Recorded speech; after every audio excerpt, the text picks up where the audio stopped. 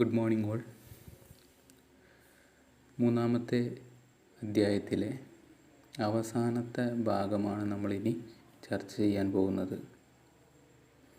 ഇതുവരെ നമ്മൾ business എൻവയോൺമെൻറ്റിൻ്റെ features, importance, അതുപോലെ തന്നെ വിവിധ തലങ്ങൾ തുടങ്ങിയ കാര്യങ്ങളാണ് നമ്മൾ ഡിസ്കസ് ചെയ്തത്.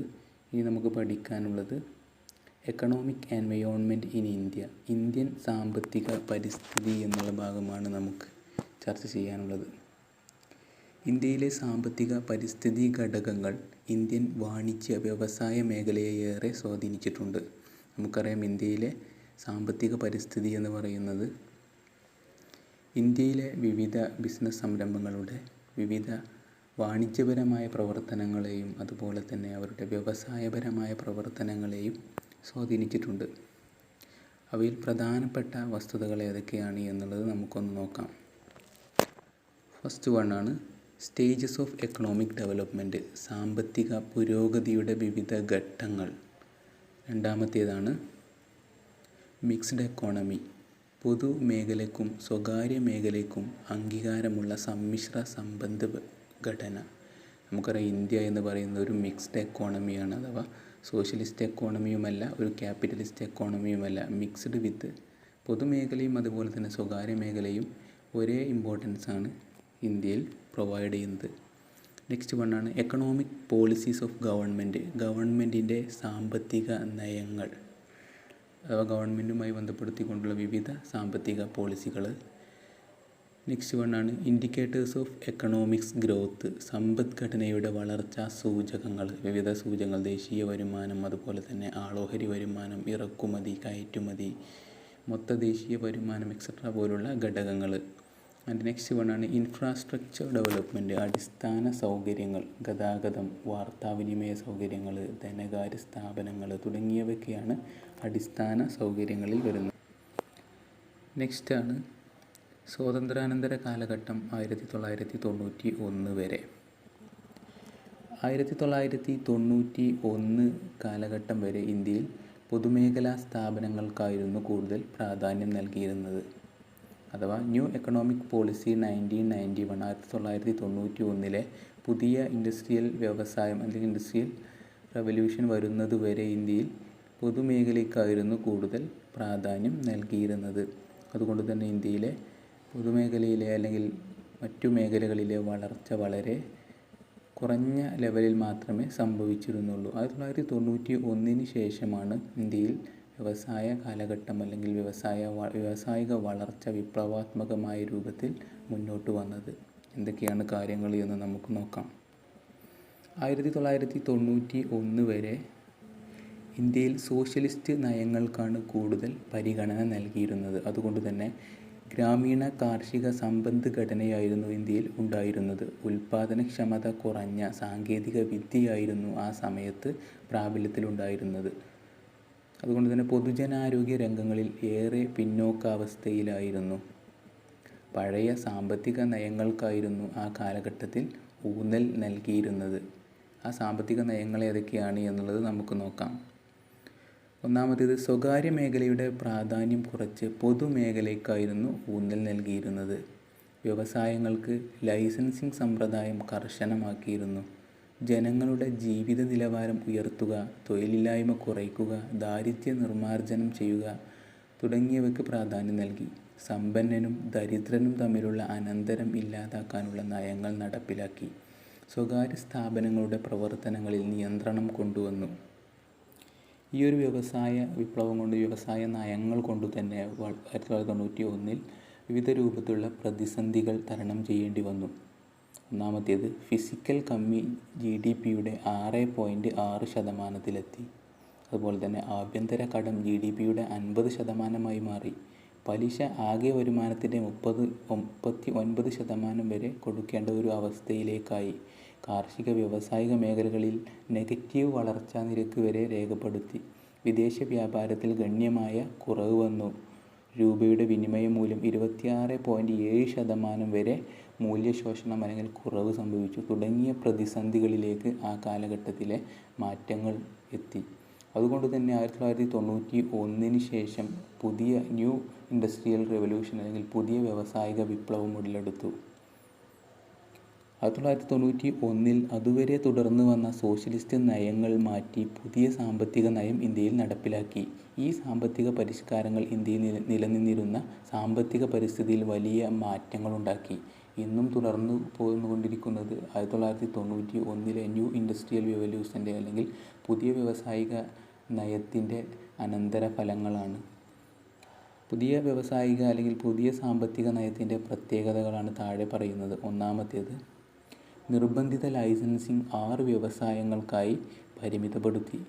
തന്ത്രപ്രധാനമായ 4 വ്യവസായങ്ങൾ മാത്രം പൊതുമേഖലയ്ക്ക് മാറ്റിവെച്ചു. പൊതുമേഖലാ സ്ഥാപനങ്ങളും ഓഹരി വിറ്റഴിക്കൽ നയം നടപ്പിലാക്കി, അഥവാ ഡിസ്ഇൻവെസ്റ്റ്മെൻറ്റ്.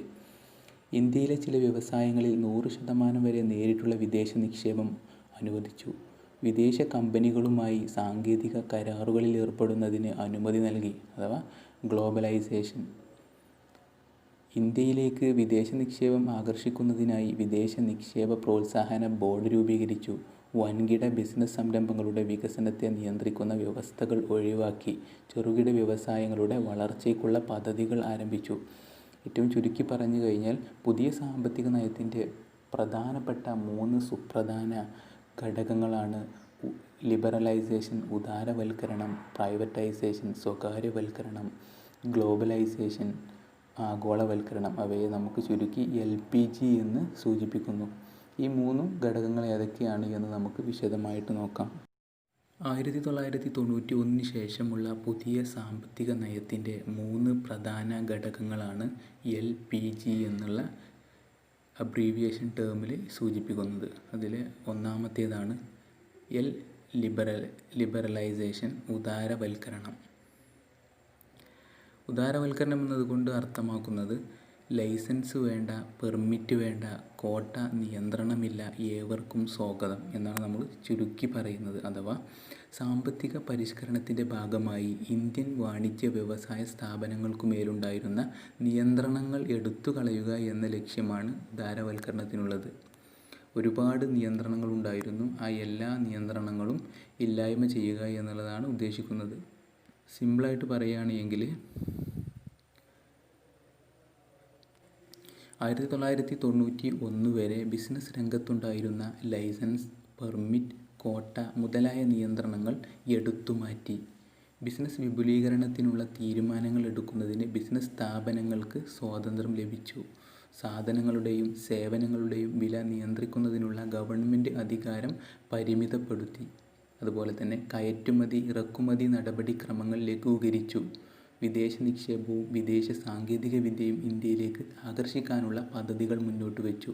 ചുരുക്കി പറഞ്ഞു കഴിഞ്ഞാൽ എല്ലാ രൂപത്തിലുള്ള നിയന്ത്രണങ്ങളും ഇല്ലാതെയാക്കി. ഒരുവിധം നിയന്ത്രണങ്ങളുടെ എല്ലാം ശക്തി അല്ലെങ്കിൽ സ്ട്രോങ് കുറച്ചു കൊണ്ടുവന്നു എന്നുള്ളതാണ് ലിബറലൈസേഷൻ എന്നതുകൊണ്ട് അർത്ഥമാക്കുന്നത്. സെക്കൻഡ് വണ്ണാണ് പ്രൈവറ്റൈസേഷൻ, സ്വകാര്യവൽക്കരണം. പേര് പോലെ തന്നെ സ്വകാര്യവൽക്കരിക്കുക. പൊതുമേഖലയുടെ പ്രാധാന്യം കുറച്ചുകൊണ്ട് സ്വകാര്യ മേഖലയ്ക്ക് രാഷ്ട്ര നിർമ്മാണ പ്രക്രിയയിൽ സുപ്രധാന സ്ഥാനം നൽകുന്ന നയമാണ് സ്വകാര്യവൽക്കരണം. 1991 വരെ പബ്ലിക് സെക്ടർ മേഖലയ്ക്കായിരുന്നു കൂടുതൽ പ്രാധാന്യമുണ്ടായിരുന്നത്. അപ്പോൾ 1991 ശേഷമുള്ള പുതിയ സാമ്പത്തിക നയത്തിൽ പബ്ലിക് സെക്ടറിൻ്റെ പ്രാധാന്യത്തെ പോലെ തന്നെ പ്രൈവറ്റ് സെക്ടറിനും പ്രാധാന്യം നൽകി. ഇവിടെ പ്രധാനമായിട്ടും സംഭവിച്ചത് ഡിസ്ഇൻവെസ്റ്റ്മെൻറ്റ് എന്നുള്ള ഒരു ടേമാണ്. അഥവാ പൊതുമേഖലാ സ്ഥാപനങ്ങളുടെ ഗവൺമെൻറ് ഓഹരികൾ സ്വകാര്യ വ്യക്തികൾക്ക് വിറ്റഴിക്കുന്നതിനെയാണ് ഓഹരി വിറ്റഴിക്കൽ അല്ലെങ്കിൽ ഡിസ്ഇൻവെസ്റ്റ്മെൻറ്റ് എന്ന് പറയുന്നത്. അഥവാ പബ്ലിക് കമ്പനികളുടെ ഷെയറുകൾ പ്രൈവറ്റ് കമ്പനികൾക്കോ അല്ലെങ്കിൽ പ്രൈവറ്റ് ഇൻഡിവിജ്വൽസിനൊക്കെ വാങ്ങിക്കാനുള്ള അവസരം ഏർപ്പാട് ചെയ്തു എന്നുള്ളതാണ്. അഥവാ ഒരു പൊതുമേഖലാ സ്ഥാപനത്തിൻ്റെ 51% അധികം ഓഹരികൾ സ്വകാര്യ വ്യക്തികൾ കൈവശപ്പെടുത്തിയാൽ ആ സ്ഥാപനത്തിൻ്റെ ഉടമസ്ഥതയും മാനേജ്മെൻറ്റും സ്വകാര്യ മേഖലയിലേക്ക് മാറ്റപ്പെടുന്നു. ചുരുക്കി പറഞ്ഞാൽ ഏതെങ്കിലും ഒരു പബ്ലിക് കമ്പനിയുടെ 51% അല്ലെങ്കിൽ പകുതിയിലധികം ശതമാനം ഷെയർ അല്ലെങ്കിൽ ഓഹരി ഒരു പ്രൈവറ്റ് വ്യക്തിയോ അല്ലെങ്കിൽ പ്രൈവറ്റ് സ്ഥാപനമോ ആണ് കൈവശം വെക്കുന്നത് എങ്കിൽ ആ സ്ഥാപനം ഒരു സ്വകാര്യ കമ്പനിയായിട്ട് അല്ലെങ്കിൽ സ്വകാര്യ മേഖലയിലേക്ക് മാറ്റപ്പെട്ടതായിട്ട് കാണിക്കപ്പെടുന്നു. ഇതാണ് സ്വകാര്യവൽക്കരണം. നെക്സ്റ്റ് മൂന്നാമത്തേതാണ് ജി ഇൻഡിക്കേറ്റഡ് ഫോർ ഗ്ലോബലൈസേഷൻ, ആഗോളവൽക്കരണം. ആഗോളവൽക്കരണം എന്നതുകൊണ്ട് മെയിനായിട്ട് ഉദ്ദേശിക്കുന്നത് ഇന്ത്യൻ വിപണിയിലെ ലോക വിപണിയുമായി അടുപ്പിക്കുക എന്നതാണ്. അഥവാ ഇന്ത്യൻ വിപണിയെ മറ്റു രാഷ്ട്ര വിപണികളുമായിട്ട് ബന്ധിപ്പിക്കുക എന്നുള്ളതാണ്. അഥവാ അടഞ്ഞ സമ്പദ്ഘടന അഥവാ ക്ലോസ്ഡ് എക്കോണമിയിൽ നിന്നും തുറന്ന സമ്പദ്ഘടന ഓപ്പൺ എക്കോണമിയിലേക്ക് അല്ലെങ്കിൽ ആഗോള സമ്പദ്ഘടനയിലേക്കുള്ള മാറ്റമാണ് ആഗോളവൽക്കരണം. ഇറക്കുമതി നിയന്ത്രണങ്ങൾ എടുത്തു കളയുക, കയറ്റുമതി പ്രോത്സാഹിപ്പിക്കുക എന്നിവ ഈ നയത്തിൻ്റെ ഭാഗമാണ്. ചുരുക്കി പറഞ്ഞാൽ ലോകത്തിൻ്റെ എല്ലാ ഭാഗത്തു നിന്നും എല്ലാ ഭാഗത്തേക്കും സാധനങ്ങളും സേവനങ്ങളും മൂലധനവും തൊഴിലും നീങ്ങിക്കൊണ്ടിരിക്കുന്ന ഒരു അവസ്ഥയാണ് ഗ്ലോബലൈസേഷൻ. ഇവിടെയും നിയന്ത്രണങ്ങളില്ലാതെ ഏത് രാഷ്ട്രത്തിൽ നിന്നും ഏത് രാഷ്ട്രത്തിലേക്കും സാധനങ്ങളും സേവനങ്ങളും ചലിക്കുന്നതിനെയാണ് ഗ്ലോബലൈസേഷൻ എന്നതുകൊണ്ട് അർത്ഥമാക്കുന്നത്. നെക്സ്റ്റാണ് impact of change in government policy on business sector. Government നയത്തിലെ മാറ്റങ്ങൾ ബിസിനസ് മേഖലകളിൽ ഉണ്ടാക്കിയ പ്രത്യാഘാതം. നമ്മൾ പറഞ്ഞു 1991 പുതിയ സാമ്പത്തിക നയം ഉടലെടുത്തു. അതിലൂടെ വന്നതാണ് LPG. ഉദാരവൽക്കരണം, സ്വകാര്യവൽക്കരണം, ആഗോളവൽക്കരണം തുടങ്ങിയ സാമ്പത്തിക പരിഷ്കാരങ്ങൾ ബിസിനസ് സ്ഥാപനങ്ങളുടെ പ്രവർത്തനങ്ങളെ ഏറെ സ്വാധീനിച്ചിട്ടുണ്ട്. ഗവൺമെൻറ് നയങ്ങളിലുണ്ടായിട്ടുള്ള ഇത്തരം മാറ്റങ്ങൾ ഇന്ത്യൻ കമ്പനികളിൽ ഏറെ വെല്ലുവിളികൾ ഉയർത്തിയിട്ടുണ്ട്. ഈ മാറിയ സാഹചര്യങ്ങളിൽ ബിസിനസ് സംരംഭങ്ങൾ അഭിമുഖീകരിക്കുന്ന വെല്ലുവിളികൾ ഏതെല്ലാമാണ് എന്ന് നമുക്ക് നോക്കാം. 1991 പുതിയ സാമ്പത്തിക നയം വരുന്നത് വരെ എല്ലാം ഒരു അടച്ചിട്ട അല്ലെങ്കിൽ ഒരു ക്ലോസ്ഡ് എക്കോണമി ആയിരുന്നു ഇന്ത്യയിൽ നിലനിന്നിരുന്നത്. ഇന്ത്യയിലെ ഒട്ടുമിക്ക സ്ഥാപനങ്ങളും പബ്ലിക് സെക്ടർ മേഖലയിൽ മാത്രം ഒതുങ്ങിക്കൂടുകയും മറ്റു രാഷ്ട്രങ്ങളുമായിട്ടോ അല്ലെങ്കിൽ മറ്റു വ്യക്തികളുമായിട്ടോ ഉള്ള വ്യവസായ വൽക്കരണങ്ങളൊന്നും സാധ്യമാകാതെ വരികയും അല്ലെങ്കിൽ വളരെ റെസ്ട്രിക്റ്റഡ് ആയിട്ടുള്ള സൗകര്യങ്ങൾ മാത്രമാണ് അതുവരെ ഉണ്ടായിരുന്നത്. എങ്കിൽ പുതിയ സാമ്പത്തിക നയം വന്നതോട് കൂടിയിട്ട് LPG എന്നുള്ള ഒരു കൺസെപ്റ്റ്സ് വരികയും അതിനനുസരിച്ച് ഇന്ത്യയിലെ ബിസിനസ് സ്ഥാപനങ്ങൾക്കുണ്ടായിട്ടുള്ള വെല്ലുവിളികൾ എന്തെല്ലാമാണ് എന്നുള്ളതാണ് നമ്മൾ ചർച്ച ചെയ്യുന്നത്. ഒന്നാമത്തേതാണ് സ്റ്റിഫ് കോമ്പറ്റീഷൻ, കടുത്ത മത്സരം. ഒന്നാമത്തേതാണ് ലൈസൻസിങ് എടുത്തു കളഞ്ഞതുകൊണ്ട് വിദേശ സ്ഥാപനങ്ങളുടെ രംഗപ്രവേശനം കാരണം ഇന്ത്യൻ സ്ഥാപനങ്ങൾക്ക് കടുത്ത കിടമത്സരം അഭിമുഖീകരിക്കേണ്ടി വന്നു. അഥവാ നമ്മൾ പറഞ്ഞു ഒന്നാമത്തേതായിരുന്നു ലിബറലൈസേഷൻ അല്ലെങ്കിൽ ഉദാരവൽക്കരണം. ലൈസൻസിങ്ങും കോട്ടായൊക്കെ എടുത്തു കളയുക എന്നുള്ളത്. എടുത്തു കളഞ്ഞതിലൂടെ വിദേശ കമ്പനികളുടെ ഇന്ത്യയിലേക്കുള്ള ആഗമനം സുഗമമായി. അതിലൂടെ തന്നെ ഇന്ത്യയിലെ സ്ഥാപനങ്ങൾക്ക് അവരുമായിട്ട് കടുത്ത മത്സരങ്ങളിലേക്ക് അഭിമുഖീകരിക്കേണ്ടി വന്നു. പ്രത്യേകമായിട്ടും വാർത്താവിനിമയം, എയർലൈൻസ്, ബാങ്കിങ്, ഇൻഷുറൻസ് എന്നീ രംഗങ്ങളിലാണ് കൂടുതൽ മത്സരങ്ങൾ പൊതുമേഖലാ സ്ഥാപനങ്ങൾക്ക് ഉണ്ടായത്. ഉദാഹരണം പറയുകയാണെങ്കിൽ മൾട്ടിനാഷണൽ കമ്പനീസ് എന്ന് നമ്മൾ കേട്ടിട്ടുണ്ടാവും. അഥവാ വിദേശ രാഷ്ട്രങ്ങളിലെ രജിസ്റ്റർ ചെയ്ത കമ്പനികൾ ഇന്ത്യയിൽ പ്രവർത്തിക്കുന്നുണ്ട്. അതുപോലെ തന്നെ ഇന്ത്യയിൽ പ്രവർത്തിക്കുന്ന അല്ലെങ്കിൽ ഇന്ത്യയിലെ കമ്പനികൾ, ഇന്ത്യയിൽ രജിസ്റ്റർ ചെയ്ത കമ്പനികൾ വിദേശ രാഷ്ട്രങ്ങളിലും പ്രവർത്തിക്കുന്നുണ്ട്.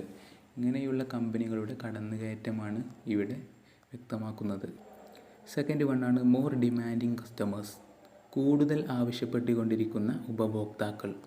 ഉപഭോക്താക്കൾക്ക് തിരഞ്ഞെടുക്കാൻ ഒട്ടേറെ അവസരങ്ങളുണ്ട്, അതുപോലെ തികഞ്ഞ അവബോധവുമുണ്ട്. അതുകൊണ്ട് അവർക്ക് കിട്ടിയ തോതിൽ ആവശ്യങ്ങൾ ഉന്നയിക്കാനുള്ള അവകാശവുമുണ്ട്. ഗുണമേന്മയുള്ള ഉൽപ്പന്നങ്ങളും സേവനങ്ങളും മാത്രമേ അവർ സ്വീകരിക്കുകയുള്ളൂ.